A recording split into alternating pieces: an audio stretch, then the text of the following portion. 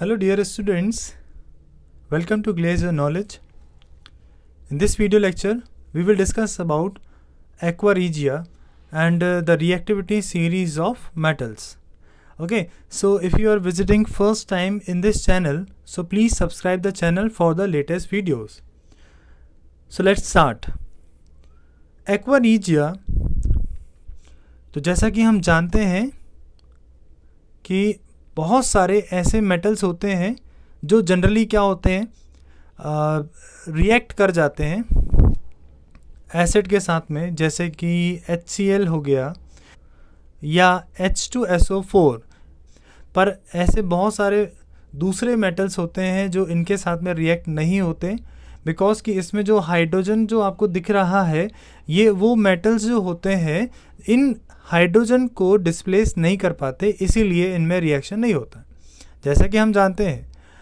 पर अब हमारे पास में कुछ एक ऐसा सॉल्यूशन है जिसमें कि जो नॉन रिएक्टिव मेटल्स होते हैं वो भी इनमें डिसॉल्व हो सकते हैं, तो वो है एक्वा रीजिया। तो ये है क्या, चले देखते हैं कि तो एक्वा रीजिया एक मिक्सचर है जिसमें कि कंसनट्रेटेड नाइट्रिक एसिड आपको लेनी होगी और कंसनट्रेटेड हाइड्रोक्लोरिक आपको लेना होगा। इन दोनों एसिड्स को आपको एक फिक्स्ड रेशो में कंबाइन करना होगा, तब जाके एक्वा रीजिया फॉर्म होगा।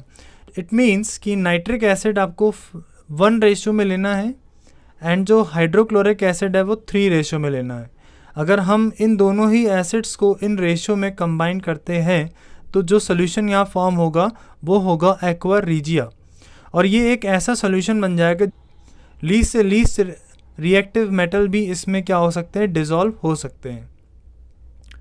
ये जो वाटर होता है, ये जो लिक्विड होता है, ये बहुत ही ज़्यादा करोसिव नेचर का होता है।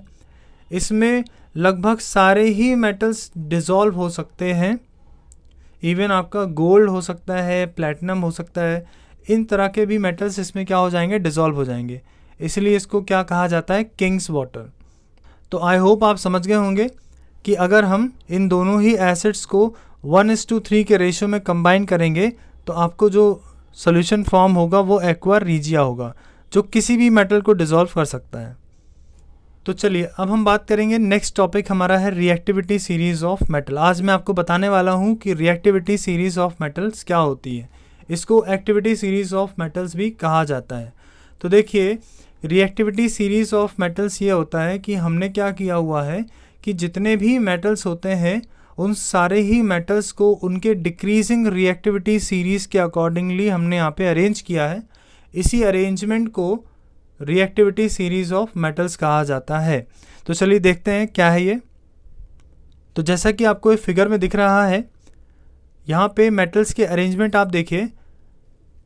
सबसे टॉप में जो मेटल रखा गया है वो हाईली रिएक्टिव है और सबसे लास्ट में जो रखा गया है वो लीस्ट रिएक्टिव है।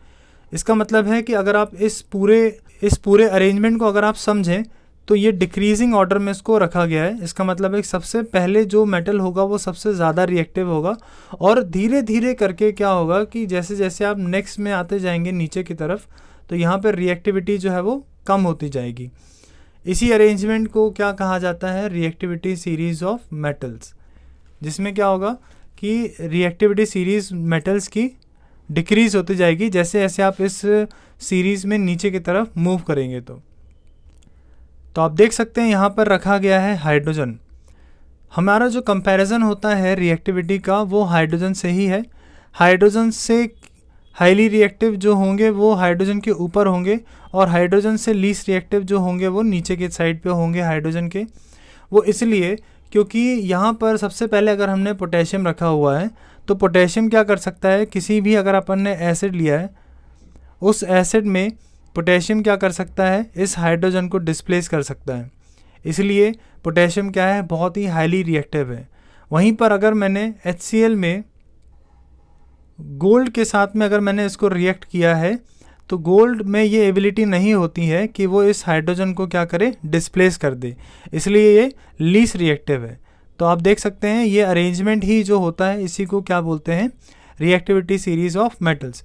तो जितने भी तरह के रिएक्शंस हमने पढ़े हैं मेटल्स में, उन सभी में आपको इस एक्टिविटी सीरीज़ का ध्यान रखना होगा, तब जाके सारे ही रिएक्शंस आपको अच्छी तरह से समझ में आएंगे। ओके, चलिए ठीक है, मिलते हैं नेक्स्ट वीडियो में। इस वीडियो में इतना ही है, और अगर आपको वीडियो पसंद आया तो इसको लाइक करिए, शेयर करिए और चैनल को ज़रूर सब्सक्राइब करिए। Thank you so much.